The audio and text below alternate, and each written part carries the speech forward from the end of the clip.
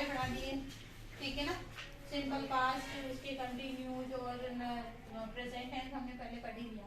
अब मैंने ये कहानी इसलिए लिखी है कि इससे तुम टेंस की पहचान भी कर सकते हो। कहानी हमारे 6-7 नंबर की आती है, तो तुम आराम से कोई सी भी स्टोरी हो किस तरह से हमें लिखना है।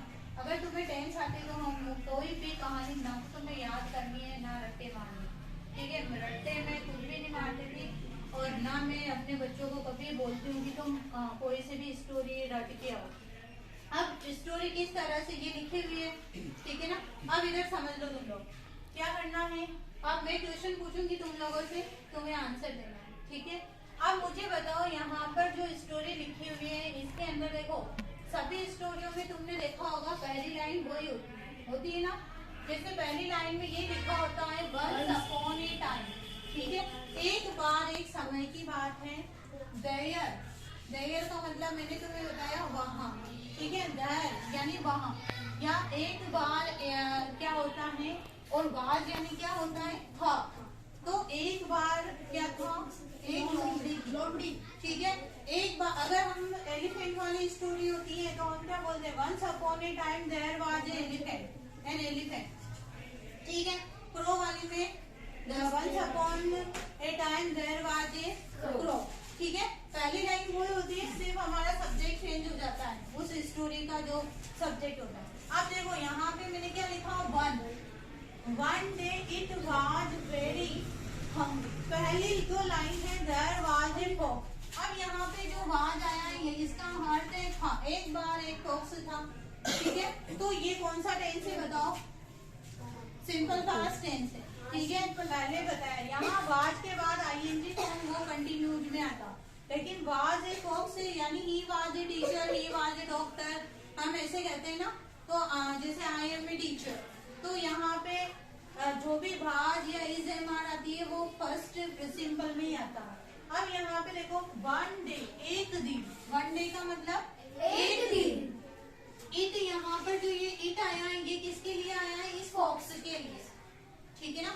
तो इट है फॉक्स के लिए, यानी एक दिन वह वाज यानी था, एक दिन वह था वेरी हंग्री, एक दिन वह बहुत भूखा था, ठीक है। हंग्री यानी भूखा। इट वेंट, देखो ये जो पूरी स्टोरी है पास्ट टेंस में है। इट वेंट वह गया, इट यहाँ पे किसके लिए आया, वापस फॉक्स के लिए। जहाँ जहाँ फॉक्स का, अब यहाँ फॉक्स का पहले नाम यहाँ पे देखो, जो ये फॉक्स है इसी फॉक्स के लिए इट आया है। It went here and there in search, देखो इट वेंट वह गया, हेयर एंड देयर ये पूरी का पूरा एक ही पूरा मतलब है। हेयर यानी इधर उधर, ठीक है। हेयर का मतलब इधर, और वेयर यानी देयर यानी उधर बोल सकते हैं, लेकिन हेयर को हम यहाँ वहाँ ऐसे भी होता है, यहाँ वहाँ इधर उधर। उसने क्या ढूंढा, देखो इन सर्च यानी उसने तलाश किया, सर्च ऑफ फूड यानी उसने भोजन तलाश किया, ठीक है ना। पूरा अगर तुम्हें हर एक वर्ड का हिंदी पता होगा तो अपने आप तुम लोग ट्रांसलेट हिंदी में, हिंदी का ट्रांसलेट इंग्लिश में, ट्रांसलेशन करना सीख जाओगे तो इंग्लिश अपने आप आ जाएगी। और मेन हिंदी मीडियम बच्चे क्या होते हैं, ट्रांसलेट करके इंग्लिश सीखोगे, डायरेक्ट इंग्लिश तो सीख नहीं सकते हैं, ठीक है ना। ट्रांसलेशन ही सबसे अच्छा मेथड है इंग्लिश सीखने का। कोई भी लैंग्वेज हमें सीखनी है तो हम ट्रांसलेट करके ही सीखते हैं। अब जैसे कि बहुत सारे पुराने लोग किसी भाषा, किसी शब्द को क्या बोलते हैं तो हमें उसका ट्रांसलेट करके बताते हैं, अरे इस चीज को तो ये बोलते हैं।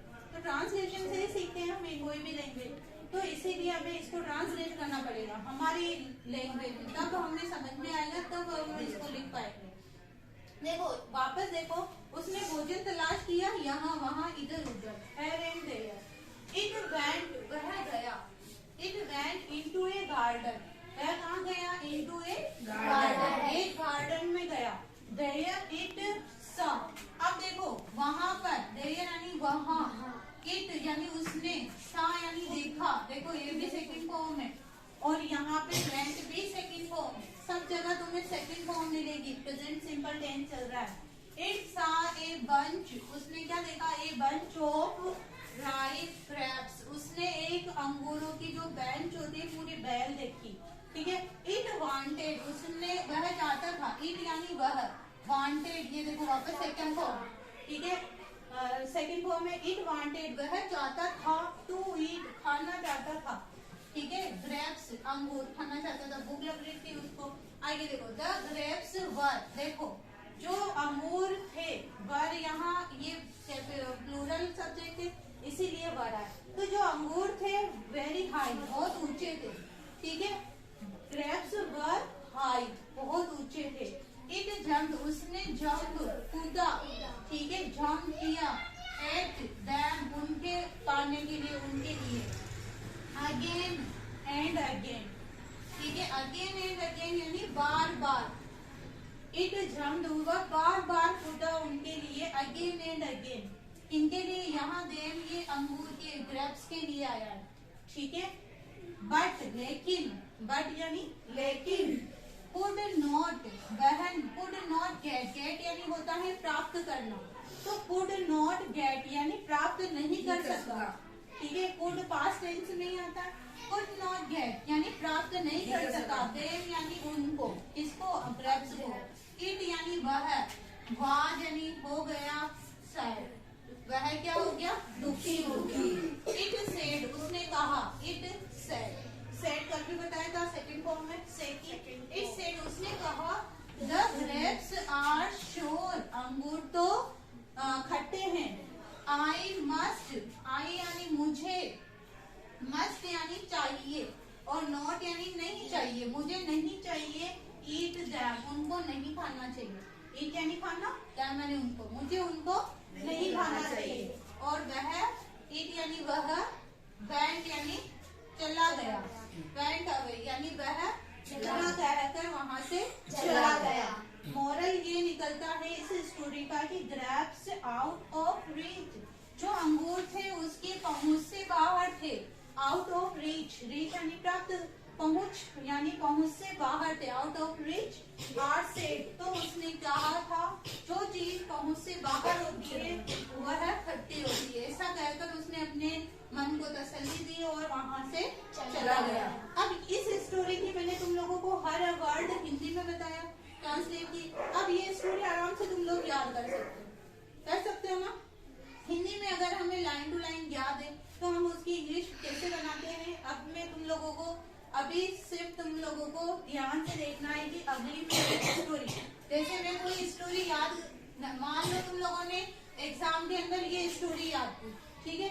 अब ये स्टोरी तुमने याद की और एग्जाम में ये स्टोरी नहीं आई, ठीक है। स्टोरी तो बहुत सारी होती है किताबों में,